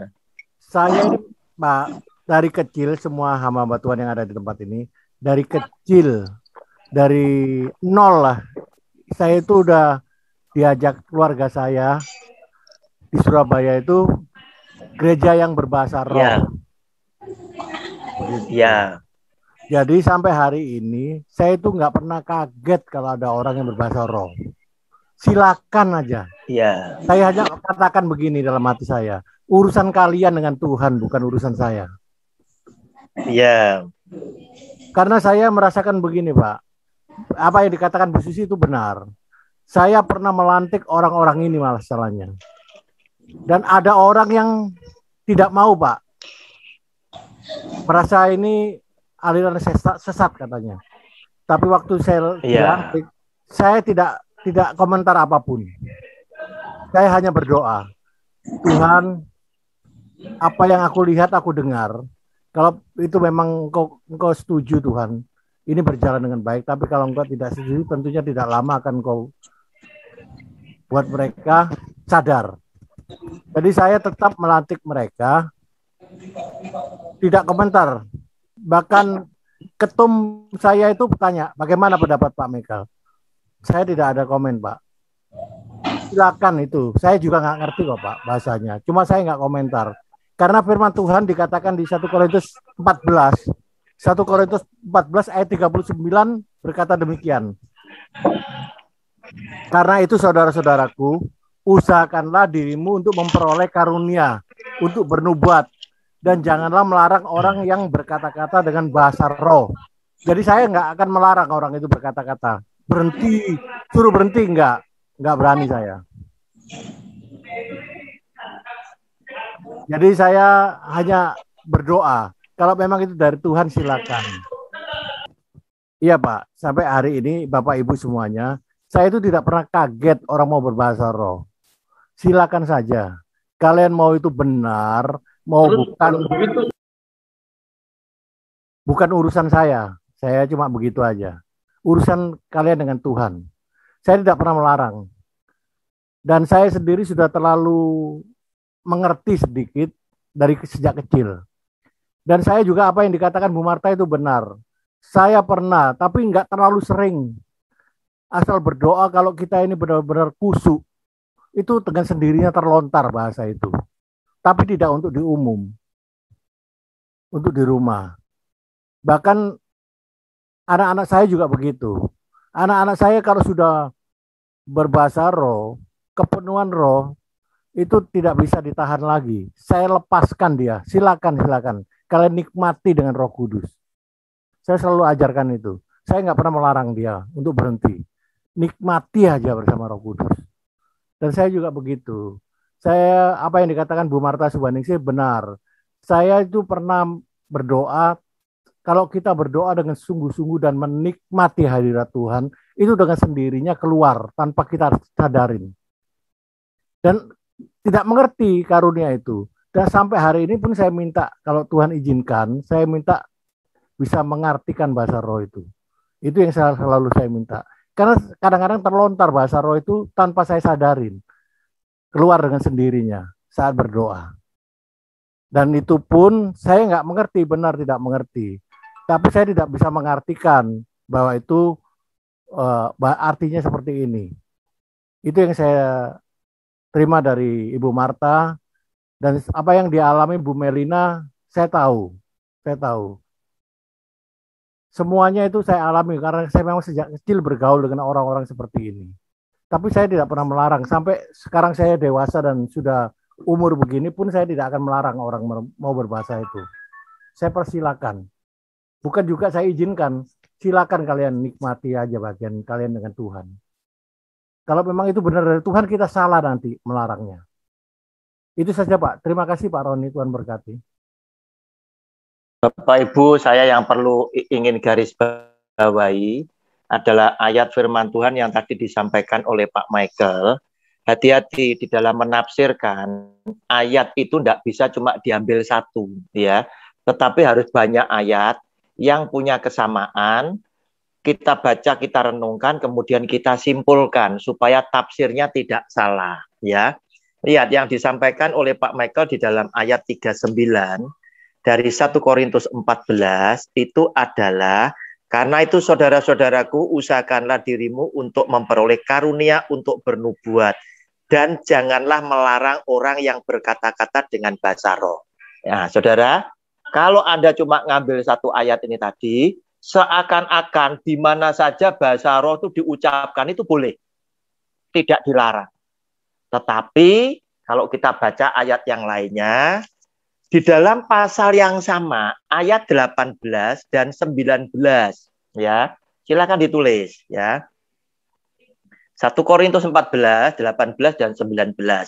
Aku mengucap syukur kepada Allah bahwa aku, Rasul Paulus, berkata-kata dengan bahasa roh lebih daripada kamu semua.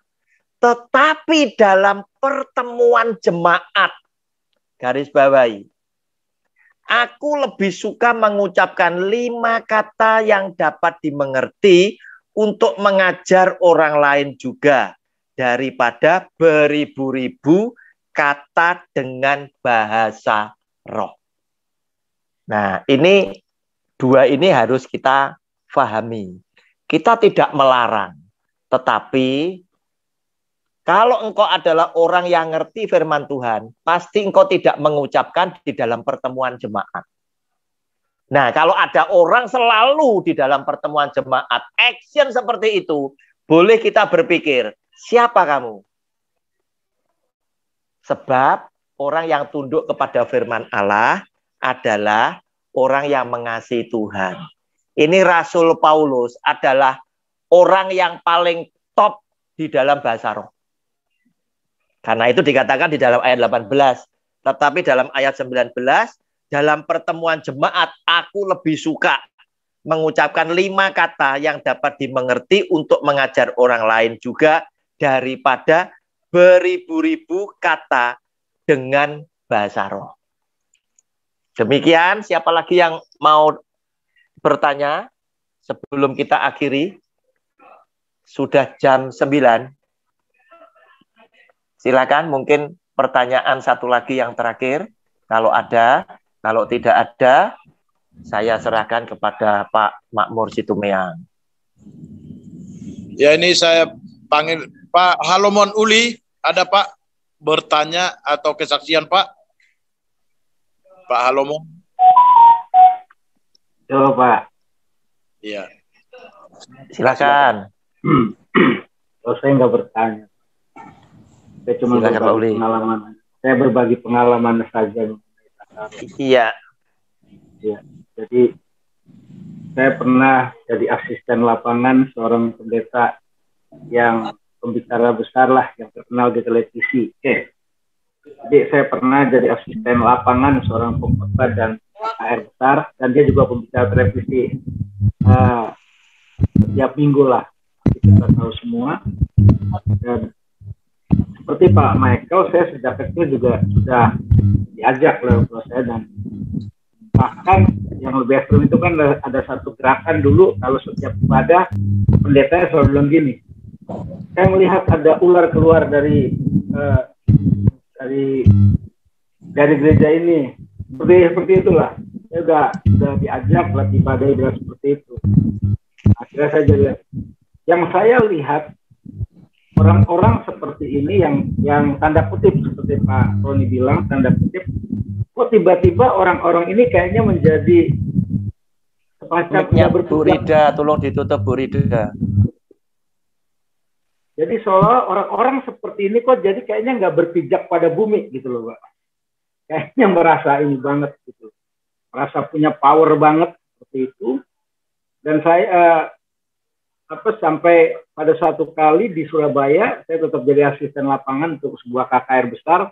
Waktu itu yang mengadakan panitia itu, kalau mungkin di Surabaya itu mungkin yang pernah dengar Persekutuan Yobel gitu.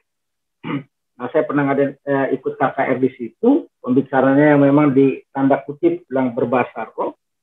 Nah, entah bagaimana ketika mau firman Tuhan, pendetanya ini melihat panitia mungkin ada yang makan roti lah, tiba-tiba dia langsung berdoa begini, Tuhan, hambamu siap, tapi jemaatmu nggak siap.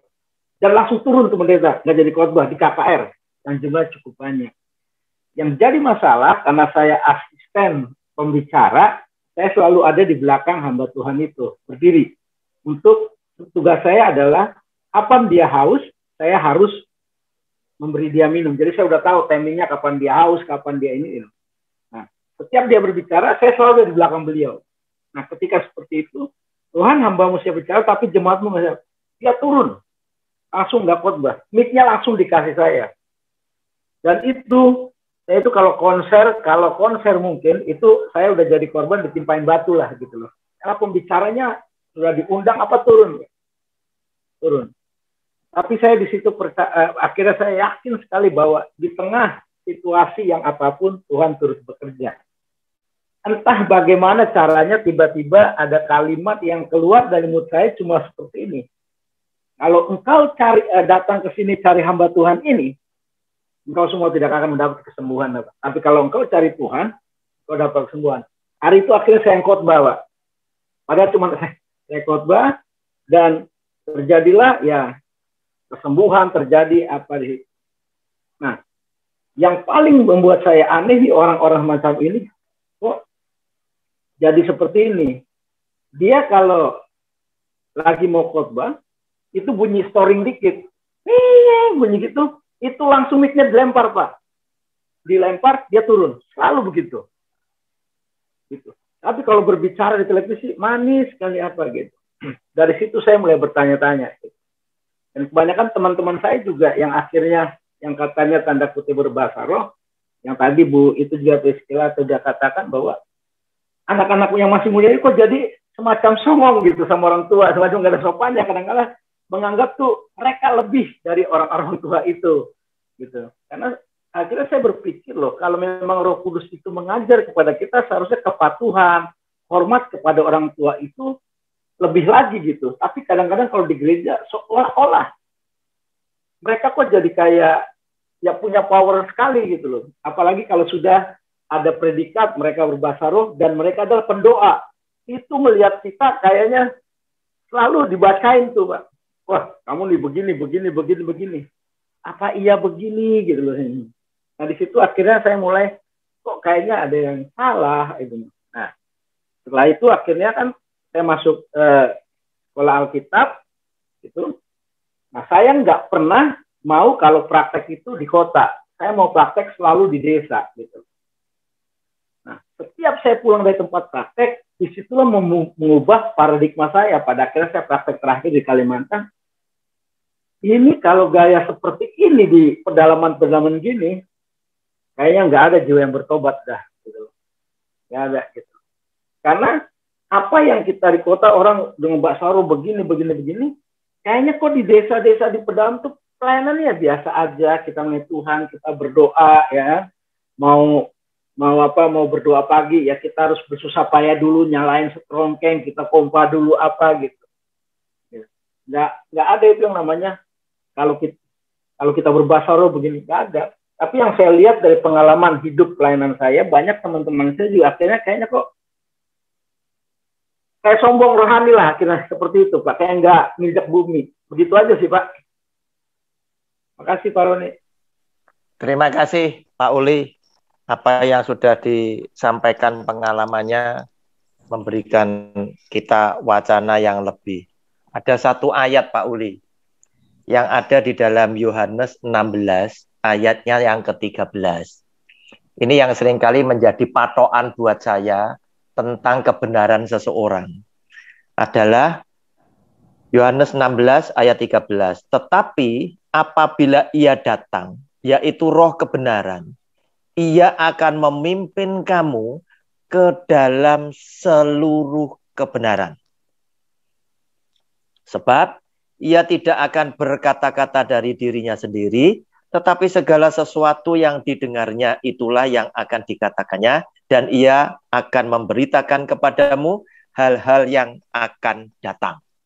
Jadi, saya berkesimpulan dengan ayat ini, kalau dia adalah orang yang Roh Kudus tinggal di dalamnya, pasti orang ini senantiasa akan dipimpin ke dalam seluruh kebenaran. Tidak sombong, tidak meremehkan orang, melayani Tuhan dengan sungguh-sungguh dan lain sebagainya. Demikian, Pak Uli, terima kasih. Dan satu lagi, Pak, sedikit lagi. Satu lagi, ya. Saya baru teringat. Jadi ketika saya menjadi asisten lapangan hamba Tuhan yang besar ini, satu kali ada KKR gabungan pendeta besar, ada 3 pendeta besar di Jakarta waktu itu, gabungan nih, Pak. Kita harus ada di Medan sama di Senayan waktu itu. Kan saya tetap asisten itu. Nah, ketika perjamuan makan itu, kan biasanya Pak kalau pendeta besar itu punya ini sendiri gitu, punya pengawal sendiri, punya tim tersendiri. Iya, iya betul. Ya, nah begitu kita masuk rumah makan diundang panitia, kebetulan hamba Tuhan yang saya lain itu datang terlebih dahulu. Nah pendeta besar satu masuk, itu nggak duduk sama-sama Pak, bisa kelompoknya. Seolah-olah kita nih kelompok ini lebih, kita bisa, nggak padahal tuh hamba Tuhan besar itu satu ruangan gitu loh, tapi nggak ini. Nggak ngobrol, nggak apa. Kayaknya kita tuh kali ini, kayaknya gue lebih powerful dari saling begitulah gitu loh. Bersaing. Iya. Iya kok jadi kayak begini, saya bilang gitu loh. Itu waktu di Medan, ingat Mas. Nah begitu malam yang dapat khotbah kebetulan pendeta yang saya asistennya pendeta yang khotbah. Dan tim itu nggak datang, Pak. Nggak datang. Gitu. Nah besoknya pendeta yang satunya khotbah, tim saya bilang kita nggak usah datang. Seperti itu. Lalu yang di Senayan begitu juga, Pak, gitu. Seperti itu. Oh, saya bilang jadi saing-saingan kayak begini, gitu. Itu 3 pendeta besar, Pak. Gitu. Nah, dan itu yang membuat saya sampai sekarang itu kenapa begitu. Ya itu tadi, Pak. Oleh karena itu, dengan perilaku orang-orang yang semacam itu, saya meragukan apakah betul Roh Kudus itu berkenan tinggal di dalam kehidupan orang-orang semacam ini. Kalau Roh Kudus tinggal di dalam kehidupan seseorang, itu ada 3. Yang pertama, kita dipimpin ke dalam seluruh kebenaran. Kedua, kita diajar dengan segala sesuatu. Ketiga, diingatkan dengan firman yang pernah dikatakan oleh Kristus. Itu kan ada semua tertulis begitu loh. Kenapa? Karena dia tinggal di dalam kita dan kita diizinkan tinggal di dalam dia. Sehingga hidup kita itu manunggal dengan Tuhan. Begitu loh. Segala sifat keilahian Tuhan itu tercermin, terpancar di dalam kehidupan kita. Sehingga orang melihat, kita ini kan Alkitab terbuka. Di dalam kehidupan kita ada Kristus yang hidup. Tetapi apa yang Pak Uli lihat aja. Yang satunya khotbah, yang dua tidak datang. Kenapa? Yang dua merasa gini, kalau dia khotbah, gua dengerin, berarti gua kan di bawahnya dia, kan begitu. Gengsi dong, kan begitu. Nah, padahal saya ini adalah orang yang paling senang itu memberikan semangat, Pak, kepada junior saya. Ketika dia itu khotbah, saya senang, saya suka, saya datang. Saya mendengarkan, supaya kalau dia butuh saran, saya bisa memberikan saran.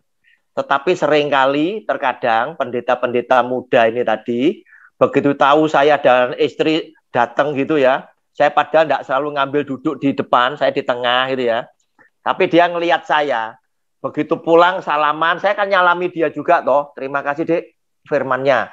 Dia langsung bilang gini, Pak Roni, aduh, begitu saya tahu Bapak datang sama Ibu, waduh konsep saya jadi hilang semua. Saya langsung bilang sama dia gini, kamu salah.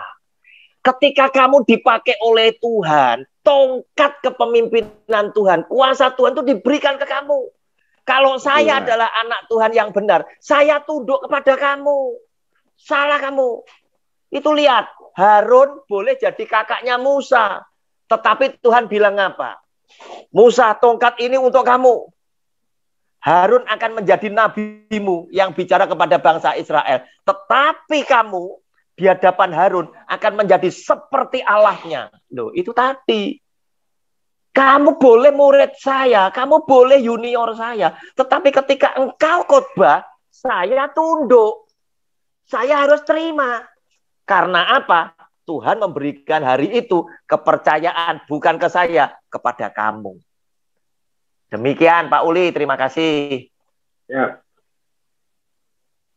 Terima kasih, Astumyang. Terima kasih. Pak Makmur Situmoyang, silakan ditutup Pak. Mungkin waktunya sudah sampai ini 21.17. Atau mungkin malam ini sampai pagi, Pak. Boleh. Iya, ya. Pak Makmur lagi beli gorengan dia. Iya, makanya.